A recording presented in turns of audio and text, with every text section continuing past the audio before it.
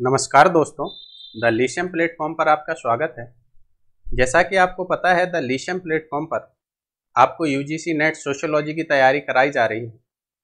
दिसंबर 2021 और जून 2020 का जो यूजीसी नेट का एग्ज़ाम होने वाला है, उसको देखते हुए हमने एक टारगेट बैच स्टार्ट किया था और इस बैच में मैं आपको आज से पहले 3 लेक्चर उपलब्ध करा चुका हूँ और वहाँ पर मैंने सिलेबस के अनुसार बताया था आपको, और आज उसके ही आगे चलेंगे।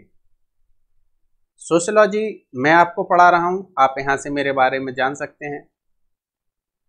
थोड़ा सा हम बात करते हैं सिलेबस पे। हमने जब टारगेट बैच स्टार्ट किया तो उसमें सबसे पहले मैंने क्लासिकल सोशियोलॉजिकल ट्रेडिशन पढ़ाया आपको। क्लासिकल सोशियोलॉजिकल ट्रेडिशन ही मेरा पहला लेक्चर था और इसमें मैंने इन तीनों थिंकर्स को कवर किया। जबकि जो दूसरा लेक्चर आया, इसमें मैंने इन थिंकर्स को कवर किया, यानी स्ट्रक्चर, फंक्शन एंड स्ट्रक्चर। फिर हर्मेनेटिक्स एंड इंटरप्रिटेटिव सोशियोलॉजी, इसमें थोड़ी सी वॉइस की प्रॉब्लम हो गई थी, लेकिन ईयरफोन के साथ आप सुन सकते हो। वो काफ़ी अच्छा मैंने बताने का प्रयास किया था इसमें हर एक बिंदु पर। और आज हम जो पढ़ रहे हैं वो ये लेक्चर जो हमारा है वो यूनिट फर्स्ट डी के नाम से हमने इसको बनाया है, या फर्स्ट 4 भी कह सकते हो। तो इसमें क्या है कि पोस्ट मॉडर्निज्म के बारे में पढ़ेंगे हम, पोस्ट स्ट्रक्चरलिज्म के बारे में पढ़ेंगे एंड पोस्ट कॉलोनियलिज्म के बारे में पढ़ेंगे। तो इसमें ये कुछ थिंकर्स दिए गए हैं जिन पर हम क्रमशः इनकी बुक्स पर बात करेंगे और इनके कॉन्सेप्ट पर बात करेंगे। ये जो टारगेट बैच है, इस टारगेट बैच का हमारा मतलब है कि मैं यहाँ पर गागर में सागर भरने का काम कर रहा हूँ, यानी आपको एकदम मथी हुई चीजें प्रस्तुत करता हूँ, कई किताबों से छांटकर, कई सोर्स से पढ़कर, फिर एक जगह लिखकर, ताकि आप बेहतर कर सके अपने एग्जाम में। आज हम इन्हीं थिंकर्स को पढ़ेंगे, जैसे एडवर्ड सईद है, पियरे बोर्दू है, Michael Foucault, George Habermas, Anthony Giddens and Manuel Castells. तो आज हम स्टार्ट करते हैं। यहाँ पर मैं थोड़े थिंकर्स को ऊपर नीचे कर देता हूँ, क्योंकि आपका जो सिलेबस दिया होता है उसमें कुछ और क्रम होता है, जबकि हम अपनी पीपीटी या पीडीएफ बनाते हैं तो उसका क्रम कुछ और होता है। तो ये हमारा जो लेक्चर है वो यूनिट फर्स्ट डी है। हम यहाँ पर पढ़ेंगे सबसे पहले एंथनी गिडेंस को। और एंथनी गिडेंस जो हैं, इनकी ये अमेरिकन समाजशास्त्री हैं एंथनी गिडेंस। और यहाँ पर हम देखेंगे कि एंथनी गिडेंस की किताब जो बुक्स हैं वो कौन सी महत्वपूर्ण हैं, और एग्जाम के दृष्टिकोण से क्या किस किताब को हमें याद रखना है, इन सबको देखने का प्रयास करेंगे। इमाइल दुर्खीम सिलेक्टेड राइटिंग्स, ये इनकी किस बुक है, लेकिन जिस पे मैं इंपोर्टेंट लिखूं वो आपको याद ही करना है। याद तो सब करना है, कई बार पढ़ना है, लेकिन जिस पर इंपोर्टेंट लिख दूं वो आपको याद कर लेना है, वो अच्छे से समझ लेना है, आपको दिमाग में बिठा लेना है कि कभी अगर वो क्वेश्चन आपसे पूछ लिया जाता है मैचिंग में या डायरेक्ट कोई बुक, तो आप उसको बता सकें। Capitalism and modern social theory, class of sociological method, the class of sociological method, the rules of sociological method, study in social and political theories. ये इनकी महत्वपूर्ण किताबें हैं जो मैं आपको बता रहा हूँ, जिनको आपको पढ़ना है बार बार।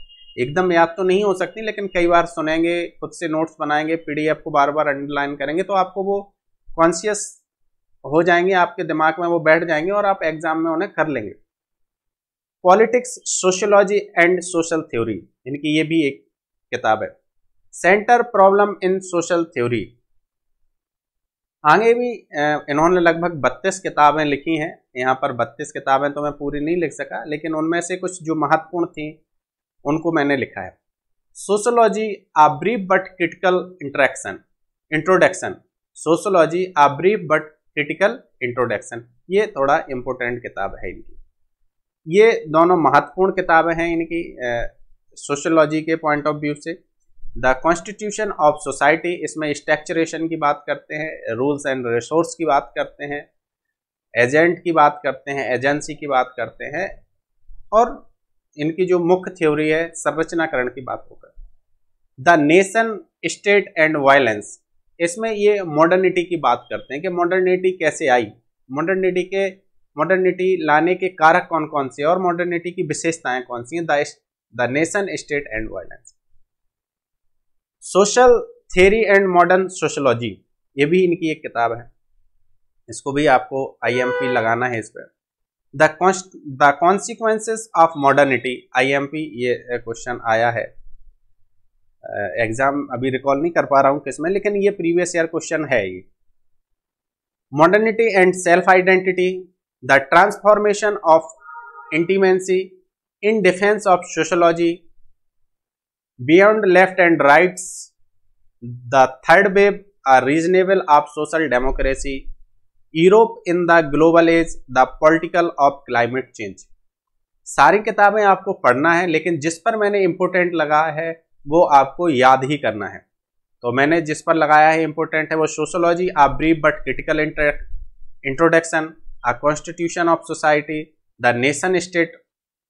Nation state and violence, modern social theory and modern sociology, the consequences of modernity and self identity, the transformation of intimacy. ये जो सारी किताबें हैं ये आपको अच्छे से पढ़ लेना है। आगे हम चलते हैं, इनकी कुछ अवधारणाएं हैं।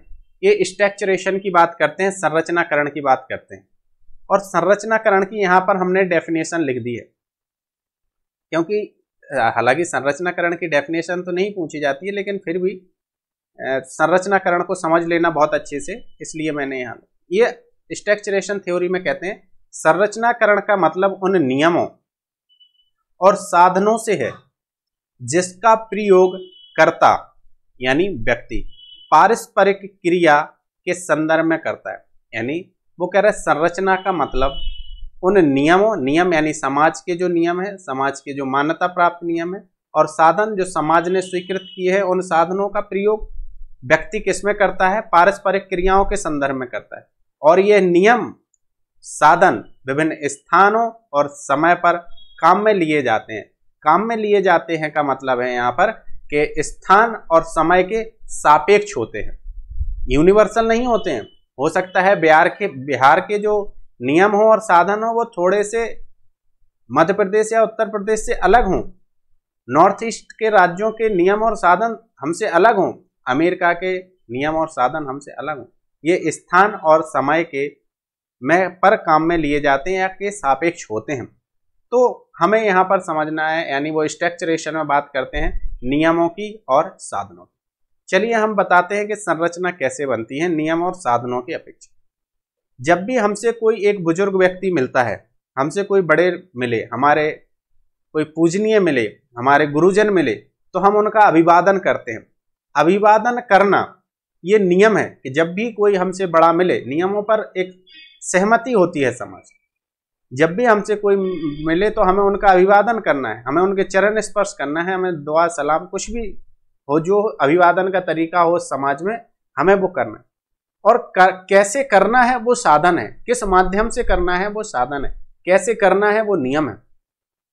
तो वो संरचना, अब चूंकि एंथनी गिडन्स का सबसे बड़ा योगदान तो ये है कि माइक्रो और मैक्रो दोनों सोशियोलॉजी जो पर्सपेक्टिव है उसको मिलाने का कार्य करते हैं एंथनी गिडन्स। समाजशास्त्र में बहस है, बहुत लंबी बहस है मैन वर्सेस सोसाइटी की, कि समाज महत्वपूर्ण है या व्यक्ति महत्वपूर्ण है। तो जो प्रकारवादी हैं या जो मार्क्सवादी हैं वो कहते हैं कि समाज ही सब कुछ है। दुर्कीम कहते हैं कि समाज ही देवता है, व्यक्ति तो उस सिस्टम का एक पुर्जा मात्र है, जो वो मशीनरी जैसा आदेश देता है व्यक्ति वैसा ही कार्य करता है। ऐसा ही कार्ल मार्क्स कहते हैं, वो इकोनॉमिक सिस्टम को आधार बनाते हैं, कहते हैं कि आर्थिक व्यवस्था जैसी होगी व्यक्ति उस हिसाब से कार्य करेगा, व्यक्ति का निर्माण वैसे होगा, समाज जैसा होगा व्यक्ति का निर्माण वैसा। लेकिन एंथनी गिडन्स कहते हैं, जबकि जो सिंबॉलिक इंटरेक्सिज्म वाले लोग हैं, फिनोमेनोलॉजी, मैक्स वेबर जो वस्टहेन की बात करते हैं, ये व्यक्ति की चेतना और इंडिविजुअलिटी की बात करते हैं। तो एंथनी गिडन्स कहते हैं भाई ये बहुत डुअलिज्म की बात मत करो, आप इन दोनों चीजों को अलग अलग मत देखो, ये डुअलिटी है, एक ही सिक्के के दो पहलू हैं, एक के बिना दूसरे की कल्पना नहीं की जा सकती। अगर व्यक्ति नहीं है तो समाज नहीं होगा, और समाज नहीं है तो व्यक्ति नहीं होगा। व्यक्ति अपने नियम और साधनों के द्वारा क्या करते हैं, संरचना का निर्माण और पुनः निर्माण करते हैं और नव निर्माण करते हैं। तो व्यक्ति क्रिया के द्वारा संरचना को बनाए रखता है, और संरचना नियम और साधनों को उपलब्ध करा के व्यक्ति को क्रिया करने का आदेश देते। तो ये बहुत सिंपल तरीके से ये बताते हैं कि ये दोनों को आप अलग करके मत देखो, डुअलिटी में देखो, डुअलिज्म में मत देखो। ये दोनों अलग नहीं है, ये दोनों एक ही सिक्के के दो पहलू हैं, तभी हम इनको समझ सकते हैं। तो ये संरचनाकरण की बात करते हैं और बताते हैं संरचना के बारे में। एंथनी गिडेंस आगे रूल्स एंड रिसोर्स। आपको यूजीसी नेट में बहुत ज्यादा डीप कॉन्सेप्ट तो कई बार पूछ लेते हैं, लेकिन मोस्टली उनकी शब्दावली पूछी जाती है। तो आपको ये याद रखना है कि रूल्स और रिसोर्स की बात, नियम और साधनों की बात कौन कर रहा है? एंथनी गिडेंस कर रहा है। और मैंने ऊपर आपको जब इनकी परिभाषा है तो नियम और साधनों को बताने का प्रयास किया है। आप उसे थोड़ा गौर से सुनेंगे तो आपको समझ में आ जाएगा। फिर वो लेट मॉडर्निटी की बात करते हैं। लेट मॉडर्निटी की मतलब इनका है कि जो आधुनिकता अभी हाल में आई है, प्रेजेंट में जो आई है, कहने का मतलब अगर हम साधारण शब्दों में कहें कि जो पोस्ट मॉडर्निज्म है वही इनकी विलंबित आधुनिकता है, उसको ही ये लेट मॉडर्निटी कहते हैं। आगे वो उनका एक कंसेप्ट आता है रिफ्लेक्सिव मॉडर्निटी, यानी स्वसम्मत समाज, यानी एक सा समाज, परावर्तक समाज। वो कहते हैं कि ग्लोबलाइजेशन के कारण, मॉडर्नाइजेशन के कारण अब समाज हमें एक रूपीय दिखने लगा है। समाज का प्रतिबिंब हम किसी भी आईने में देखते हैं तो हमें उसकी छवि सेम ही लगती है, बराबर छवि का व्यक्ति दिखता है हमें वहां पर। तो ये जो मॉडर्न सोसाइटी है इसको रिफ्लेक्टिव सोसाइटी कहते हैं, परावर्तक समाज कहते हैं, या स्वसम्मत समाज कहते हैं एंथनी गिडेंस। वो कहते हैं कि अगर हम देखें जो संचार के साधन हैं, जो मॉडर्निटी के साधन हैं, उन्होंने क्या किया है कि संपूर्ण समाज को एक रूपीय बना दिया है। संपूर्ण समाज के मूल परंपराएं, जो रीतियां हैं, जो वो कैसी हो रही हैं, वो एक रूपीय हो रहे हैं। तो यहां पर वो स्वसम्मत या परावर्तकता की बात करते हैं। आगे एंथनी गिडेंस रिस्क सोसाइटी की बात करते हैं। कहते हैं भाई रिच बैक भी रिस्क सोसाइटी की बात करते हैं, और एंथनी गिडेंस भी रिस्क सोसाइटी की बात करते हैं। एंथनी गिडेंस रिस्क सोसाइटी को जागरनाट कहते हैं। कहते हैं जो आधुनिक समाज है ये भारी भरकम इंजन की तरह है, बेलगाम घोड़े की तरह है, और ये व्यंग के रूप में इस शब्द का प्रयोग करते हैं। कहते हैं जो आधुनिकता है ये एक बहुत सरपट रफ्तार से दौड़ रहा एक इंजन है, यानी एक समाज ऐसा है, जो आधुनिकता एक समाज है, ये बहुत स्पीड से दौड़ रहा है, लेकिन ये कब पटरी से उतर जाए, ये घोड़ा कब बेलगाम हो जाए, ये किसी के नियंत्रण में नहीं और कहा नहीं जा सकता। और जब ये अनियंत्रित हो जाएगा, बेलगाम हो जाएगा, तो इसे कंट्रोल्ड करना भी बहुत मुश्किल है। लेकिन ये दौड़ बहुत अच्छा रहा है, तो इसको कहते हैं ये जागरनॉट की तरह है, एक पावरफुल इंजन की तरह है, बेलगाम घोड़े की तरह है, और ऐसी सोसाइटी रिस्क सोसाइटी है। ऐसी एंथनी गिडेंस बात करते हैं, थोड़ा ये व्यंग करते हैं सोसाइटी के ऊपर इस शब्द को लेकर। ये the way of the runway की बात करते हैं, ये अभी क्वेश्चन आया था, उसमें इन्होंने बात की थी। देखो मैंने बताया ये डुअलिटी का मतलब है एक ही सिक्के के दो पहलू हैं, व्यक्ति और समाज। आप इनको अलग करके ना देखें। या डुअलिज्म की बात हो रही, संरचना की बात, ठीक है। आइडेंटिटी क्राइसिस की बात हो रही है भाई। वो कहते हैं कि मॉडर्नाइजेशन के कारण क्या हुआ कि व्यक्ति के सामने पहचान का संकट हो गया है। अब एक जनजातीय समाज की जो प्रथा थी, परंपरा थी, जो मूल थे, वो मूल कहीं ना कहीं वो दोहराए पर खड़ा है कि हम क्या करें। उसके सामने बहुत ज्यादा विकल्प हैं, और उसकी एक पहचान क्या हो रही है कि एक पहचान का संकट उसके सामने खड़ा हो रहा है। और इसी पहचान के संकट को बताते हुए उन्होंने ऑन्टोलॉजिकल सिक्योरिटी की बात की। जो ऑन्टोलॉजिकल सिक्योरिटी होती है, जैसे जब एक बच्चा होता है तो उसे तात्विक सुरक्षा, संपूर्ण सुरक्षा अपनी माँ के पास मिलती है। वो समझता है कि चाहे बाढ़ हो, चाहे किसी भी प्रकार की कोई विपत्ति हो, हमारी माँ हमें सुरक्षित रखेगी।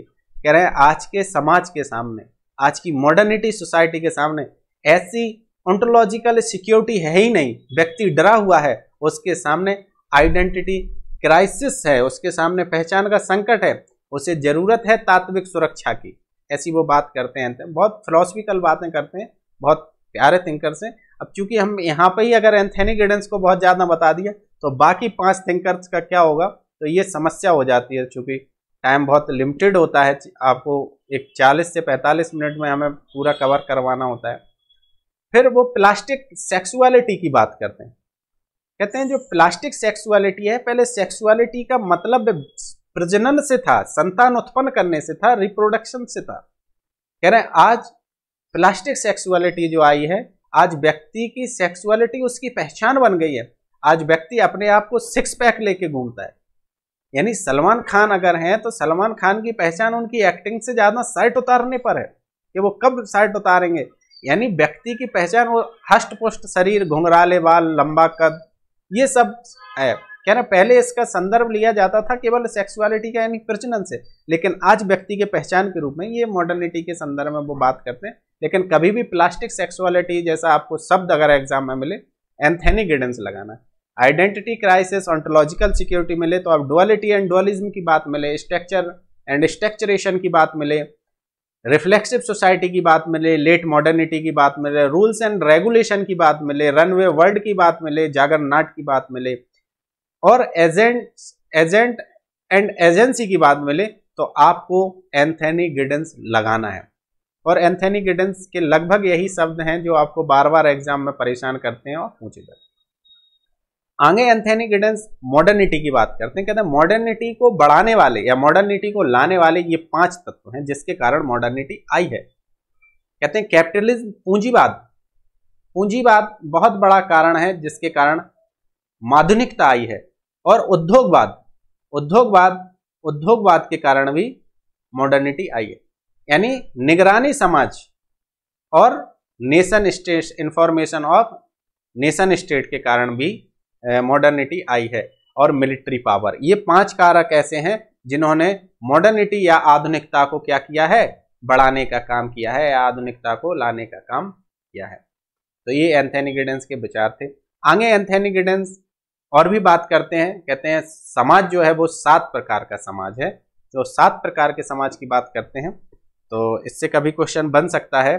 वो सबसे पहले बात करते हैं कि आपकी एक हंटिंग या गैदरिंग सोसाइटी, शिकारी समाज था, फिर कृषक समाज आया, और इसके बाद पशुपालक समाज आया, और फिर एक सिविलाइज्ड आई ट्रेडिशन यानी परंपरागत समाज आया, फिर प्रथम दुनिया के देश, द्वितीय दुनिया के देश और तृतीय दुनिया के देश। और यही जो तृतीय दुनिया के देश हैं इनकी मॉडर्निटी की बात वो कर रहे हैं। तो ये कभी क्वेश्चन आ जाए तो आपको थोड़ा सा याद रखना है एंथनी गिडेंस के संदर्भ। हमें लगता है एंथनी गिडेंस आपको समझ में आ गया होगा।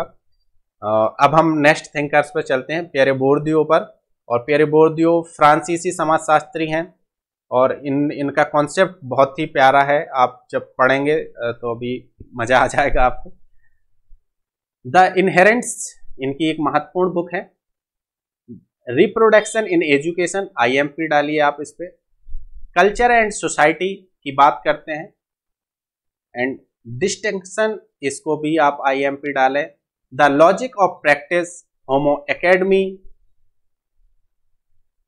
The state nobility, language and symbolic power,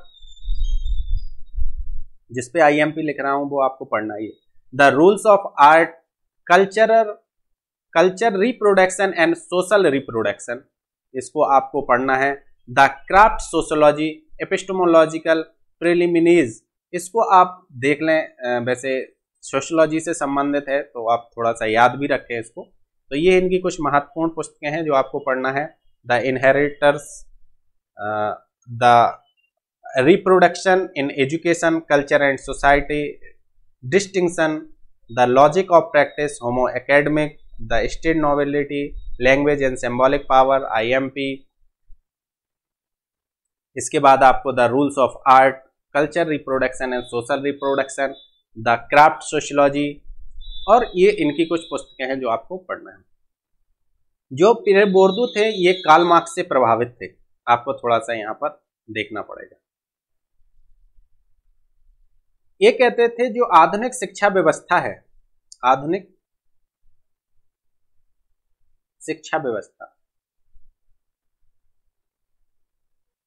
ये आधुनिक शिक्षा व्यवस्था क्या करती है, संस्कृति के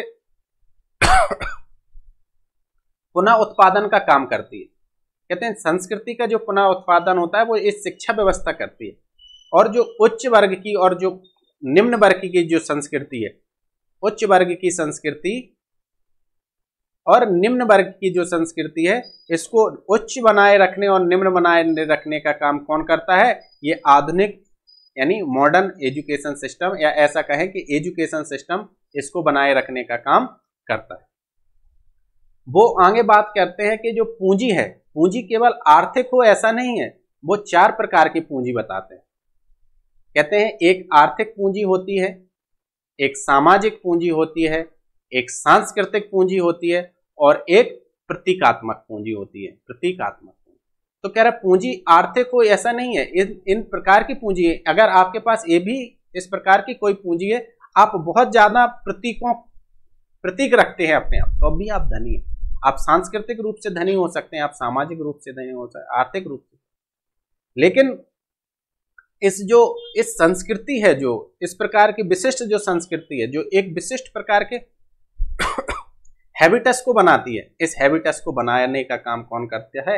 एजुकेशन सिस्टम। एजुकेशन सिस्टम क्या करता है? इस सिस्टम को बनाए रखता है, उच्च वर्ग की संस्कृति को उच्च और निम्न वर्ग की संस्कृति।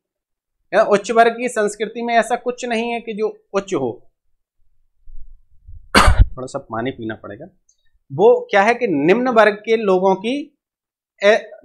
लोगों पर मान्यता होती है, निम्न वर्ग के लोगों की, कि वो उच्च है, और इसको बनाने का काम कौन करता है? एजुकेशन सिस्टम करता है। वो सांस्कृतिक संरचनावाद की बात करते हैं और सांस्कृतिक कल्चरल रिप्रोडक्शन की बात करते हैं, और कहते हैं इस कल्चरल रिप्रोडक्शन का काम कौन कर रहा है? Education system. हैबिटस के लिए वो कहते हैं कि हैबिटस का मतलब है एक विशिष्ट प्रकार के लोगों का एक समूह, जिसमें उनकी अपने मूल्य या अपनी एक जीवन शैली होती है। तो उसके लिए इन्होंने हैबिटस कहा है कि मान के चलो प्रोफेसरों का एक अलग हैबिटस है, और आपका मजदूरों का एक अलग हैबिटस है, विद्यार्थियों का एक अलग, तो उनकी एक अपना रहन सहन, बातचीत का अपना तरीका होता है, पहनावे का अपना तरीका होता है। वो कहते हैं ये लोग एक जो उच्च शिक्षा प्राप्त लोग होते हैं, वो उनका अपना अलग हैबिटस होता है। जो नीचे के लोग होते हैं या जो कम पढ़े लिखे लोग होते हैं, जो अदर कार्य में लगे होते हैं, उनका एक अपना। तो प्यारे उर्दू में बहुत ज़्यादा कॉन्सेप्ट है नहीं, आप यहाँ से समझ सकते हो। फिर माइकल फूको की बात करते हैं। तो माइकल फूको जो हैं, ये भी फ्रांस के रहने वाले हैं,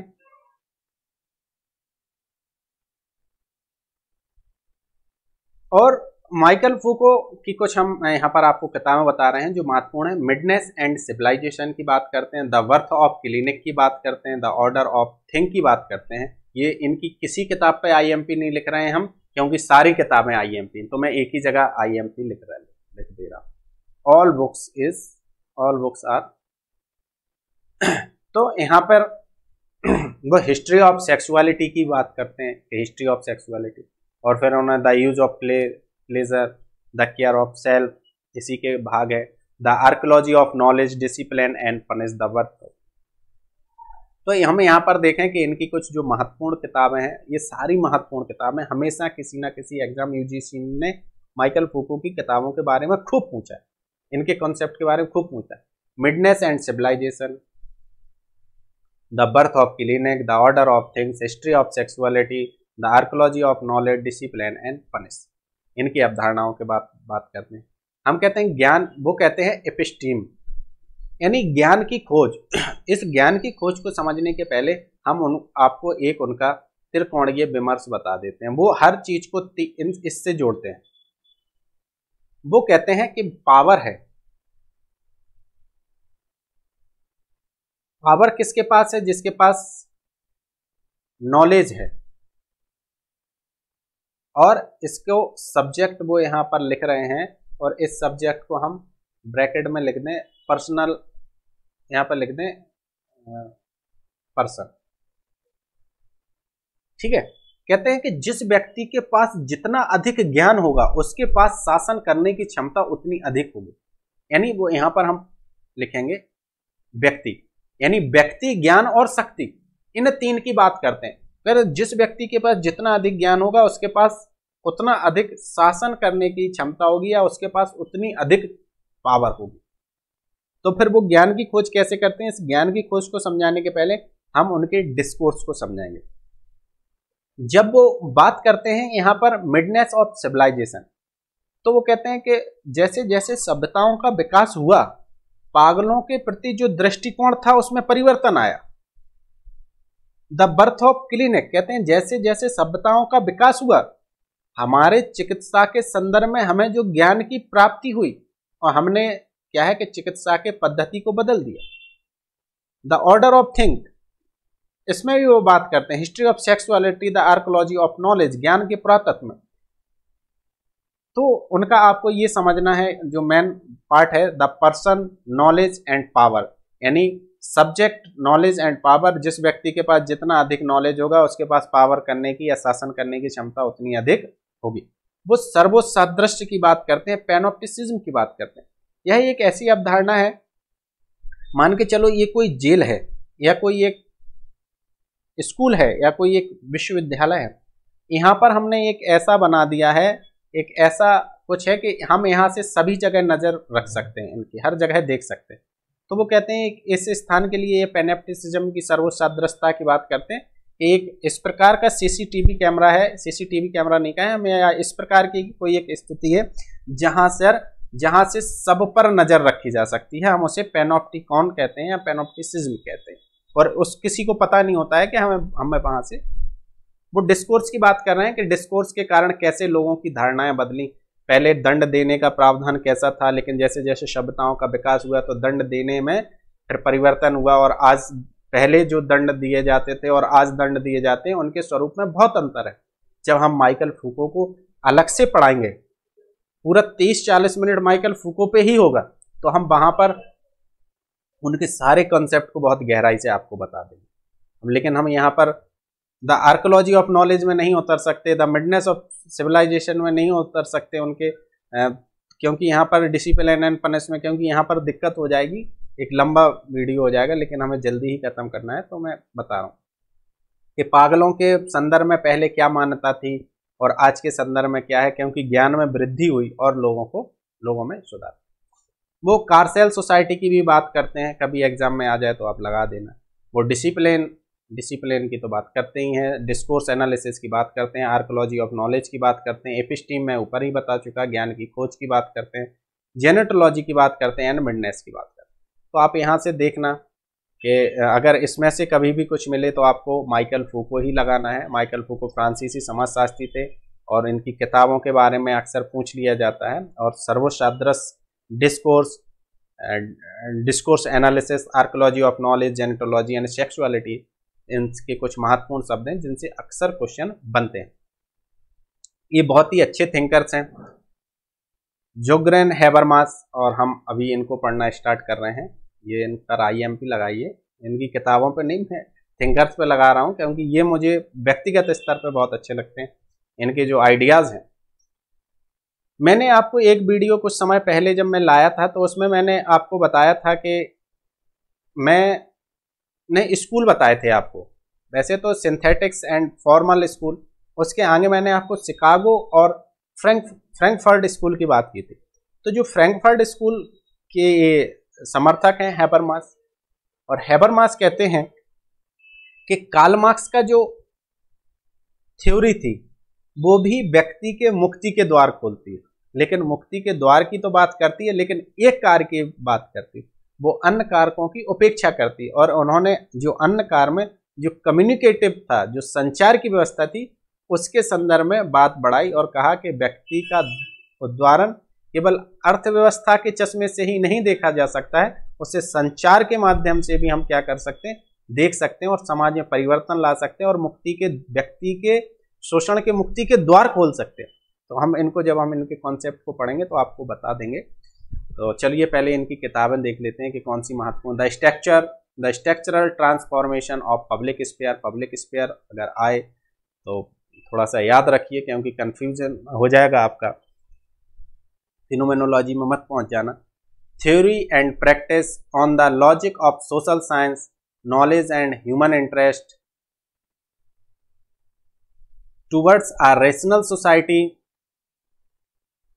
legitimation crisis, very important, communication and evolution of society, IMP, the theory of communication action, on the pragmatic of social interaction, the autonomy and solidarity, the new conservatism, the philosophy of discourse of modernity। ये भी आप देख लेना, मतलब याद तो होना ही चाहिए, एक दो बार पढ़ी हुई होना चाहिए, कभी कभार आ जाता है तो होना चाहिए। Habermas on society and politics, moral consciousness and communicative action, communicative action जहां भी आ जाए एंथनी गिडन हैबरमास को आप लगा दो।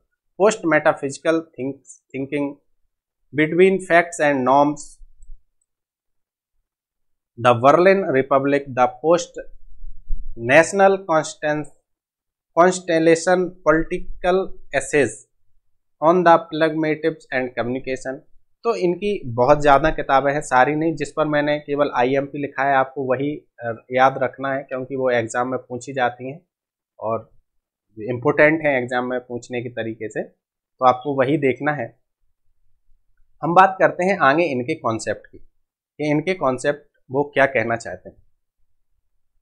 हैबरमास पब्लिक स्फीयर की बात करते हैं। पब्लिक स्फीयर का मतलब होता है हमारे आसपास का क्षेत्र, जो हमारे आसपास है, जिसे हम महसूस नहीं करते, लेकिन सामाजिकरण के द्वारा हम क्या करते हैं, इस पब्लिक स्फीयर को ही यथार्थ मान लेते हैं। मैंने पढ़ाया था आपको, इस सामाजिक स्फीयर को हम क्या कर लेते हैं, पब्लिक स्फीयर जो है, पब्लिक स्फीयर का मतलब होता है हमारे आसपास के जो लोग हैं, उसमें जो हमारा वातावरण है, हम उसमें रहते हैं। पब्लिक स्फीयर की जब जी बात करते हैं तो वो कम्युनिकेशन के संदर्भ में करते हैं। कहते हैं कि पब्लिक स्फीयर में इतनी अच्छी डिस्कोर्स होना चाहिए, पब्लिक स्फीयर को हमें आइडियल स्पीच कम्युनिटी में चेंज करना चाहिए। किसमें? आइडियल स्पीच कम्युनिटी में चेंज करना चाहिए। और कहते हैं कि जब जितनी अच्छी बहस होगी, क्योंकि ये कार्ल मार्क्स का एक विकल्प उपलब्ध कराता है। कार्ल मार्क्स कहते हैं कि समाज में परिवर्तन लाने के लिए हमें क्या करना होगा, हमें एक क्रांति करनी पड़ेगी, और ये क्रांति कैसी होगी, हिंसक होगी, तभी समाज में परिवर्तन आएगा। और एक क्रम में वो बताते हैं। तो ये कहते हैं कि परिवर्तन के लिए जरूरी नहीं है कि हम क्रांति करें, लोगों में संघर्ष करें, खून खराबा करें, एक हम पब्लिक स्फीयर में इतनी बेहतर डिस्कोर्स करें, इतना आइडियल स्पीच कम्युनिटी बना दें कि लोग जब चाय पर बैठे हों, कॉफी हाउस में बैठे हों, पार्क में बैठे हों, तो वो बात करें, सरकार की नीतियों पर बात करें, व्यक्ति के उद्धारण की बात करें, एक विशिष्ट, एक ऐसी आइडियोलॉजी बनाएं जो रैशनल हो, तो समाज में खुद ब खुद परिवर्तन हो जाएगा। समाज में हिंसा और संघर्ष की आवश्यकता नहीं पड़ेगी। आवश्यकता है कि पब्लिक स्फीयर को आइडियल स्पीच कम्युनिटी बनाने की। जब हम बहुत अच्छी हेल्थी डिस्कोर्स करेंगे, आज की तरह टीवीओं में जो डिबेट होती है, ये आइडियल स्पीच कम्युनिटी नहीं है भाई, और ना ये पब्लिक स्फीयर है, ये तो बेवकूफ़ी है। लेकिन ये उसके विपरीत बात करते हैं कि एक बेहतर हो, डिस्कोर्स हो, ना कि डिबेट हो। फिर वो मैं जैसे ये स्टार्ट हुए तो मैं इमेंसिपेशन की बात करते आ रहा हूँ, ये व्यक्ति के मुक्ति के उद्धारण की बात करते हैं, लेकिन कम्युनिकेशन के संदर्भ में। और वे कम्युनिकेटिव एक्शन को 4 प्रकार से बताते हैं कि 4 प्रकार की कम्युनिकेटिव एक्शन होती हैं। टेलियोलॉजिकल यानी उद्देश्यपरक क्रिया, जैसे हम लोग अभी मैं आपको पढ़ा रहा हूं, आप पढ़ रहे हैं, तो ये एक उद्देश्यपूर्ण एक्शन है। इसमें है कि हमें सब असिस्टेंट प्रोफेसर बनना है, हमको सब UGC नेट क्वालिफाई करना है, हमें JRF करना है, किसी को JRF करना है, किसी को केवल नेट ही करना है, किसी को AP के लिए तैयारी करना है, या कोई विशिष्ट रुचि रखता है तो उसे सोशियोलॉजी पढ़ना है। तो एक टेलियोलॉजिकल एक्शन है वो, ये कम्युनिकेशन के माध्यम से ही तो हो रहा है। फिर वो नॉर्मेटिव रेगुलेटेड एक्शन की बात करते हैं। मूल्यात्मक सामाजिक क्रिया, जो मूल्य इसमें क्या होता है कि व्यक्ति मूल्यों के संदर्भ में सामाजिक क्रिया करता है। जैसे सामाजिक क्रिया नहीं है, केवल क्रिया यहाँ पर हमें यूज करना है, क्योंकि सामाजिक क्रिया अब चूंकि जबान पर रटा हुआ होता है, क्योंकि एक्शन की बात अगर हम देखें तो हैबरमास भी कर रहे हैं, मैक्स वेबर भी कर रहे हैं, पार्सन्स भी कर रहे हैं और परेटो भी कर रहे हैं। तो यहाँ पर हम देखेंगे कि जो मैक्स हैबरमास है, ये एक्शन है, यहाँ पर सोशल एक्शन नहीं लगाना है। तो एक्शन ये टेलीलॉजिकल एक्शन, नॉर्मेटिव एक्शन, ड्रामेटोलॉजिकल एक्शन। कह रहे हैं जो जितना कुशल प्रवक्ता होगा वो उतनी अच्छा अपने आप को कम्युनिकेशन स्थापित कर पाएगा। जैसे हम आपके साथ जो कम्युनिकेशन कर रहे हैं ये ड्रामेटोलॉजिकल एक्शन है, मुझे पता है कि मुझे कैसे अपने आप को मैं एक कुशल वक्ता या कहें कि एक बेहतर की तरह आपको बताने का प्रयास कर रहा हूं, तो ये ड्रामेटोलॉजिकल एक्शन। और एक कम्युनिकेटिव एक्शन के लिए वो कहते हैं जब लोग समान प्रतीकों का समान अर्थ लगाते हो, एक सी भाषा बोलते हो, तो इस ऐसे स्पेयर को हम वहां पर जो एक्शन हो रही है उसको हम कम्युनिकेटिव एक्शन कहते हैं।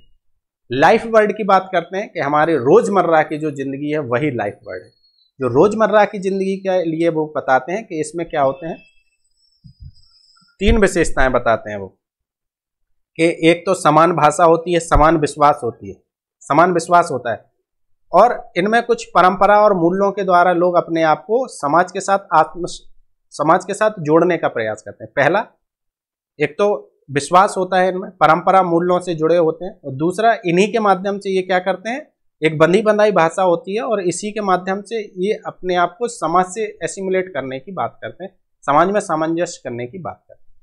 और ये स्थिर तथा अस्थिर होते हैं, बिगड़ते रहती हैं ये चीजें और बनती रहती हैं। फिर ये रैशनैलिटी की बात करते हैं, रैशनैलिटी यानी तार्किकता, और तार्किकता ये मैक्स वेबर से संबंधित थे। किससे? मैक्स वेबर से। वेबर से इन्होंने रैशनैलिटी। और कम्युनिकेशन कहीं भी आपको दिख जाए यूजीसी नेट तो आंख मीच के हैबरमास मार देना है आपको, हैबरमास। कम्युनिकेशन एंड डोमिनेशन की बात करते हैं कि जिस व्यक्ति अभी यहाँ पर बहुत ज़्यादा नहीं बता रहे हैं। चलिए, सोसाइटी एंड कम्युनिकेटिव एक्शन, ये भी इनका थोड़ा सा देख लीजिए। कम्युनिकेटिव एक्शन आ गया तो आपको तुरंत लगा देना है हैबरमास। कम्युनिकेशन एंड चेंज, कैसे चेंज करना है, हिंसक क्रांति की जरूरत नहीं है, आप तो बेहतर आइडियल स्पीच कम्युनिटी बनाओ, आप तो बेहतर पब्लिक स्पेयर में डिस्कोर्स करो, चेंज समाज में अपने आप हो जाएगा। कम्युनिकेटिव एक्शन थ्योरी की बात करते हैं, कॉर्पोरेट कैपिटलिज्म की बात करते हैं, इवोल्यूशन ऑफ पब्लिक स्पेयर, कहते हैं सब रैशनल हो जाएंगे जब सब तार्किक हो जाएंगे, जब सब अपने बेहतर जानेंगे, अपने आपके अधिकारों के बारे में जानेंगे, तो एक आइडियल स्पीच कम्युनिटी बनेगी, और आइडियल स्पीच कम्युनिटी समाज में परिवर्तन लाएगी। और आइडियल स्पीच कम्युनिटी को बनाने में सबसे बड़ा योगदान कम्युनिकेशन का है, संचार का है। तो ये संचार पर बहुत ज़्यादा बात करते हैं और उसी के दौरान क्या करते हैं, वो बताने की बात करते हैं। और आइडियल स्पीच कम्युनिटी, आदर्श वाक्य समाज जो है उसकी मैं आपको बता ही चुका हूँ।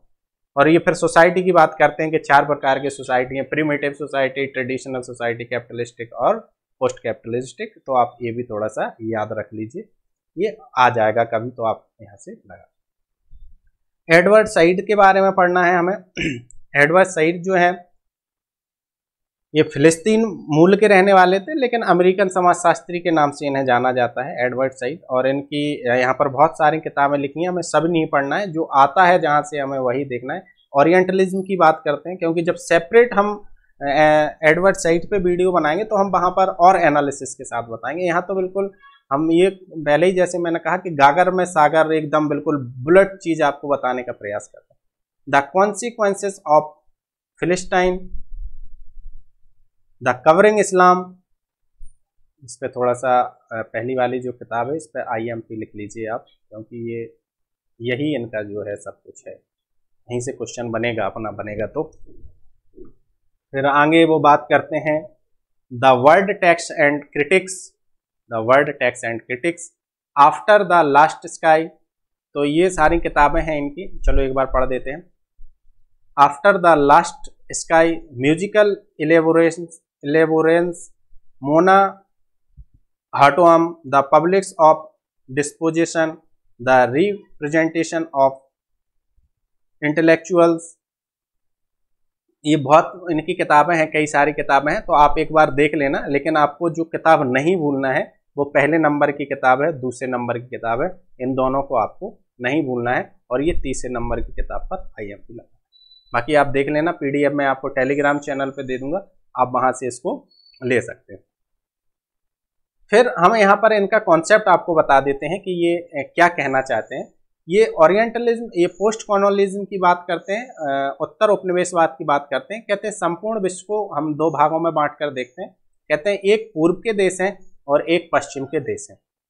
तो पश्चिम के जो देश हैं इनने क्या किया कि ये साम्राज्य अपना विस्तार करते हैं और इनकी एक प्रकार की विशिष्ट सोच हो गई है कि हम सभ्य हैं जबकि पूर्व के लोग असभ्य हैं। और इसी के लिए इन्होंने ऑक्सीडेंट और ओरिएंट दो शब्दों का प्रयोग किया। इस तरफ के जो देश हैं वो ऑक्सीडेंट हैं, ऑक्सीडेंट, और ये ओरिएंट। इनका ये अपने आप को सब मानते हैं, अल्पसंख्यक साम्राज्यवादी शब्द का प्रयोग करते हैं और कहते हैं कि जो पूर्व के हैं, जो गल्फ कंट्रीज हैं, असभ्य हैं, पिछड़े हैं, अशिक्षित हैं और खतरनाक हैं, जबकि जो पश्चिम के जो देश हैं ये बेहतर हैं, इनकी संस्कृति अच्छी है। तो एक प्रकार का ये एकेडमिक डिस्कोर्स है। और ये फिर बात करते हैं कि इन लोगों ने कैसे उपनिवेश को फैलाया, कैसे उपनिवेशवाद इनका आगे बढ़ा और आज भी इनका उपनिवेशवाद कैसे सांस्कृतिक और सामाजिक रूप से बढ़ रहा है। अब भले ही भौतिक साम्राज्य ना रहा हो, लेकिन कल्चरल इनका फैलाव आज भी है। और ये संपूर्ण समाज, संपूर्ण विश्व को दो भागों में बांटते हैं, एक पूर्व के देश और एक पश्चिम के देश। कहते हैं पश्चिम के देशों की ऐसी मान्यता है कि पूर्व के देश अरब, गल्फ और यहाँ पर इंडिया, ये सब देश कैसे हैं, ये असभ्य है, पिछड़े हुए हैं, अशिक्षित हैं और खतरनाक हैं। ये ओरिएंट कंट्रीज हैं और वो ऑक्सीडेंट कंट्री हैं, यानी पश्चिम की कंट्री। तो ये इनका, ये फादर ऑफ यहाँ पर लिखा है पोस्ट कॉलोनियलिज्म एंड, तो ये आप देख लेना थोड़ा सा यहाँ से। अब हम आगे थिंकर्स पे, इसमें बहुत ज़्यादा है नहीं इनका। ओरिएंटलिज्म, ऑक्सीडेंट और ओरिएंट आपको याद रखना है। और पोस्ट कॉलोनियलिज्म का ये बात करते हैं। और ओरिएंटलिज्म 1978 वाली इनकी, 78 वाली इनकी पुस्तक आपको याद रखना है। क्वेश्चन ऑफ लिस्ट टाइम, इससे आपका हो जाएगा यदि क्वेश्चन बना तो। फिर मैनुअल कैसल्स की बात करते हैं। मैनुअल कैसल्स अभी जोड़े गए हैं सिलेबस में और बहुत स्पेनिश समाजशास्त्री हैं और ये वर्तमान में बहुत बढ़िया लिख रहे हैं, लिखा है इन्होंने। द अर्बन क्वेश्चंस, IMP के बुक है इनका। The city class and power, the city and grass roots, the economic crisis of American society, information city, technopoles of the world, the rise of network society, the city, इस पे भी IMP लगाएं आप, ठीक है। The power of identity, the end end millennium, the communication power, internet galaxy. और ये आप देख लेना, बहुत जो महत्वपूर्ण किताबें हैं वो मैंने आपको बता दी हैं, जो है वहाँ पर आपको उनको ही याद रखना। बाकी ये मैंने इसलिए लिख दी हैं कि कहीं छूटे ना, कभी आ जाती है। इंफॉर्मेशन एंड ट्रिलॉजी, ये आप इसको देख सकते हैं। Mobile communication and society, the information society and the welfare state, the conversations with Manuel Castells, क्योंकि ये मैनुअल कैसल्स है, अब कभी आएगी तो आप वैसे ही लगा देंगे। बाकी ये किताबें देख लेना, कैसा इनका थोड़ा सा याद। लेकिन जिस पे मैंने IMP लिखा है वो एग्जाम में, एग्जाम के पॉइंट ऑफ व्यू से बहुत इंपॉर्टेंट है, आपको याद करना है। वो अंतरिक्ष के प्रवाह की बात करते हैं। कहते हैं आज का समाज सूचना संचार प्रौद्योगिकी का समाज है। आज क्या है कि अब कोई स्थान समय का कोई विशेष महत्व नहीं लग रहा है, व्यक्ति फ्री है बिल्कुल स्थान और समय के अपेक्षा, वो कभी भी किसी के साथ जुड़ सकता है।